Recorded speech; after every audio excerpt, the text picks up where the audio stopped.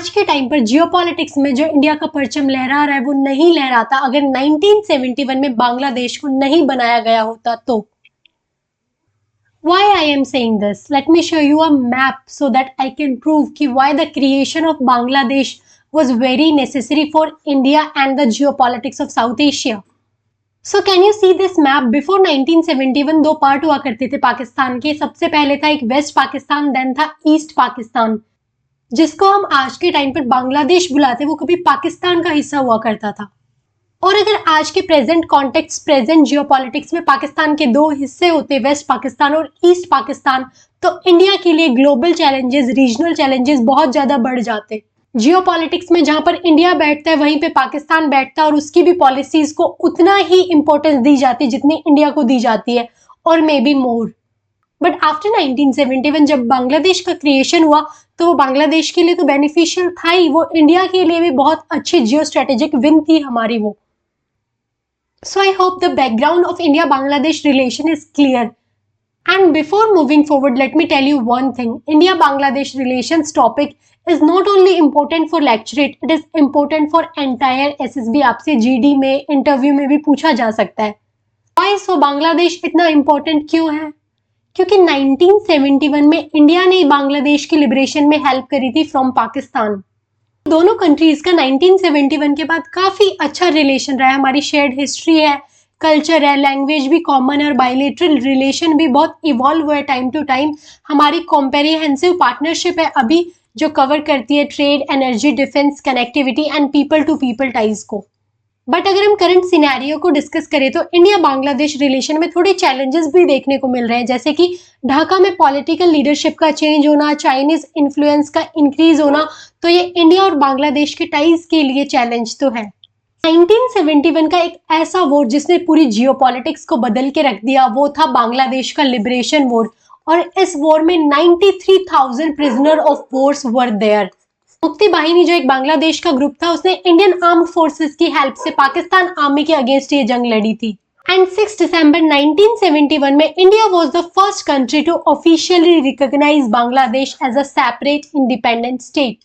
दोनों कंट्रीज की टाइज या relations shared linguistic, cultural and historical connections पर बेस्ड है। इंडिया और बांग्लादेश के पॉलिटिकल एंड डिप्लोमेटिक रिलेशंस काफी लंबे टाइम से बहुत अच्छे रहे हैं, बट 2010 के बाद काफी सिग्निफिकेंट इंप्रूवमेंट देखा गया रिलेशनशिप में कि हाई लेवल विजिट्स इंक्रीज हो गए। मोदी जी ने 2015 में और 21 में ढाका में विजिट किया था। शेख हसीना वही 2017 में और 2022 में दिल्ली आई थी। एंड 2021 में हमने अपनी डिप्लोमेटिक टाइज की 50th एनिवर्सरी को सेलिब्रेट किया। दोनों कंट्रीज के बीच में काफी सारे ग्रुपिंग्स है जिसमें वो कोऑपरेट करते हैं, जैसे कि SAARC, BIMSTEC, BBIN, Indian ocean rim association etcetera. India support करता है बांग्लादेश की बिड को कि उसका लीस्ट डेवलप्ड कंट्री स्टेटस से अभी हटा देना चाहिए। एंड हाल ही में पीएम मोदी बांग्लादेश के interim chief adviser Mohammad Yunus से भी मिले थे बिम्स्टेक समिट के साइडलाइन पर। बांग्लादेश हमारे लिए हमारी नेबरहुड फर्स्ट पॉलिसी और एक्ट ईस्ट पॉलिसी के तहत बहुत इंपॉर्टेंट है। इकोनॉमिक एंड ट्रेड रिलेशन में बांग्लादेश इंडिया का साउथ एशिया में लार्जेस्ट ट्रेडिंग पार्टनर है। ये हमारे ट्रेड का डेटा है, अगर आप इसको याद करना चाहें तो आप इसको मेंशन कर सकते हैं अपने लेक्चरेट या GD के पॉइंट्स में। इंडिया बांग्लादेश में cotton, petroleum products, engineering goods and chemicals को एक्सपोर्ट करता है।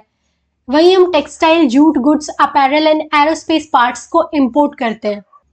बांग्लादेश में connectivity, road, railway and port development के लिए इंडिया ने लाइन ऑफ क्रेडिट भी इशू की थी, that was of around $9.5 billion. And comprehensive economic partnership agreement is also under negotiation. और साथ ही में coastal shipping agreement and BBIN motor vehicle agreement भी हमारे रीजनल रिलेशंस को बूस्ट कर रहा है। India and Bangladesh total 54 transboundary reverse को शेयर करते हैं, इनका पानी शेयर करते हैं। 1996 में दोनों कंट्रीज के बीच में गंगा वाटर ट्रीटी हुई थी। वहीं दोनों कंट्रीज के बीच में तीस्ता वाटर डिस्प्यूट एक मेजर डिस्प्यूट का रीजन भी है और ये रिजॉल्व नहीं हो पा रहा बिकॉज वेस्ट बंगाल की गवर्नमेंट भी इसको अपोज कर रही है। दैट्स व्हाई हम कॉमन नेगोशिएशन पॉइंट पर आ नहीं पा रहे हैं इसमें। इन एफर्ट्स को कोऑर्डिनेट करने के लिए 1972 में जॉइंट रिवर कमीशन भी स्टैब्लिश किया गया था। एंड वाटर शेयरिंग एक international as well as inter state federal challenge भी है, तो इसलिए हमें इसको अच्छे से डील करना पड़ेगा without harming the sentiments of any party. दोनों कंट्रीज के बीच में कुछ डिफेंस एक्सरसाइज भी होती है, जैसे कि इंडियन आर्मी एंड बांग्लादेश की आर्मी के बीच में exercise Sampriti is there, then with navy there is exercise Bongo Sagar, and we have coordinated patrols in Bay of Bengal as well. We are working on counter-terrorism, cooperation, radicalization control as well as intelligence sharing. हम joint border management पर भी collaborate करते हैं to curb illegal immigration, drug and cattle smuggling, human trafficking, और हमने integrated check post भी develop की है और बॉर्डर पर फेंसिंग करी है.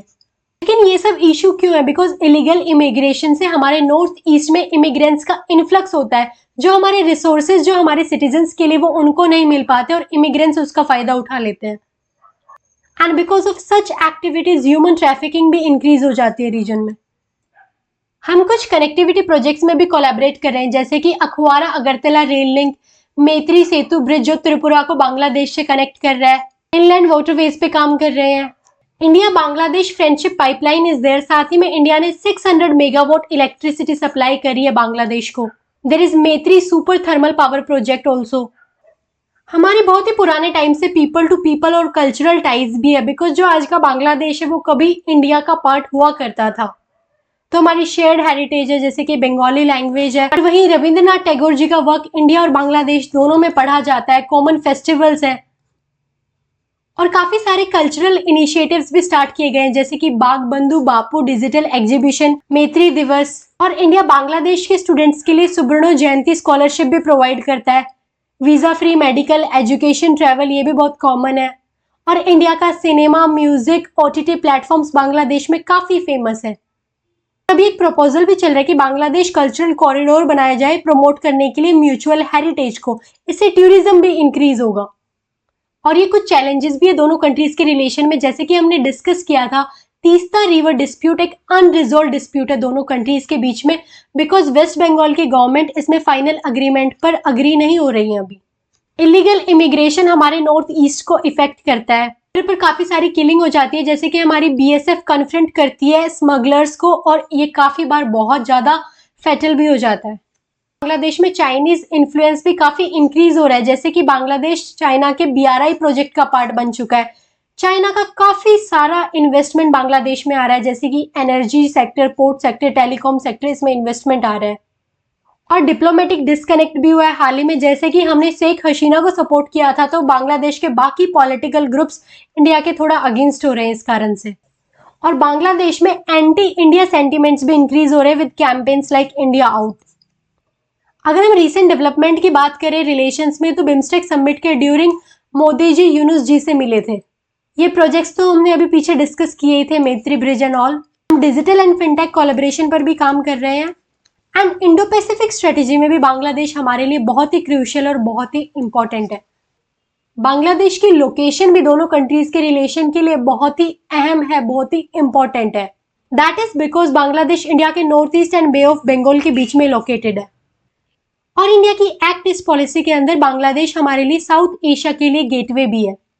हमारी कॉमन ग्रुपिंग्स जैसे कि BBIN, BIMSTEC, Indian ocean rim association के लिए भी बांग्लादेश इंपॉर्टेंट है. और एक बफर स्टेट भी है टू काउंटर बैलेंस चाइना की presence in the region, because China Myanmar में काफी हैवीली इन्वेस्ट कर रहा है और यहाँ पे प्रेजेंट है. दोनों कंट्रीज के रिलेशन को हमें फास्ट एंड फॉरवर्ड तरीके से रिजॉल्व करना होगा. उसके लिए सबसे पहले हमें तीसरा इशू को रिजॉल्व करना चाहिए.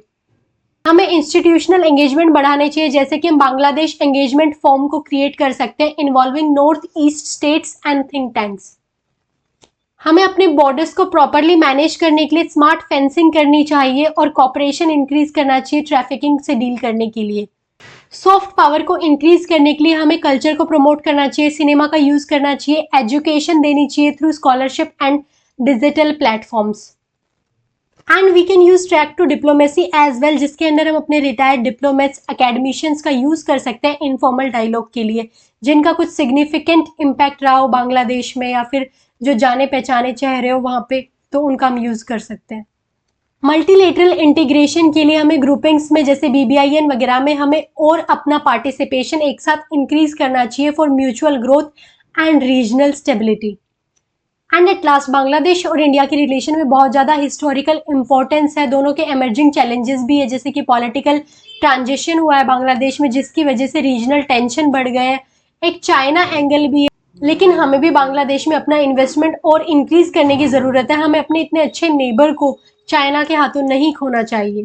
आप इंडिया बांग्लादेश रिलेशंस पर लेक्चर या जीडी में कोई पॉइंट बोलते हैं तो डोंट फॉरगेट टू हाईलाइट सच की पॉइंट्स, जैसे कि रीजनल डिप्लोमेसी है, border management, neighbourhood first policy, act east policy, India की सॉफ्ट पावर है, टूरिज्म है, बांग्लादेश के साथ हमारा लॉन्गेस्ट बॉर्डर है। ऐसे पॉइंट्स को आप बता सकते हैं अच्छे से, और बता भी सकते हैं कि कैसे इनका बहुत अच्छा इम्पैक्ट होता है दोनों कंट्रीज के रिलेशन को सॉफ्ट करने में, हमेशा अच्छा बनाए रखने में।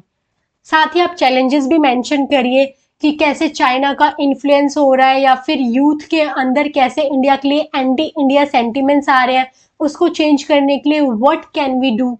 ऐसे आपको कुछ पॉइंट्स मेंशन करने चाहिए। And at last I will give you some quotes जिससे आप अपना लेक्चरेट एनहेंस कर सकते हो, तो आप इनका यूज कर सकते हैं। जैसे कि a strong, stable and prosperous Bangladesh is in India's national interest. India is not just our neighbor, it is our true friend and a partner in progress. Our ties with Bangladesh transcend strategic and economic partnership. They are people-centric, cultural and civilizational.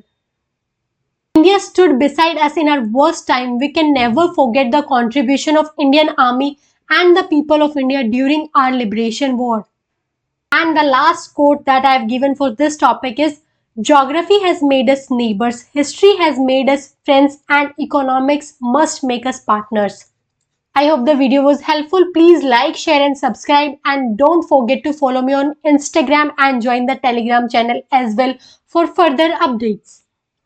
See you next video. Bye bye.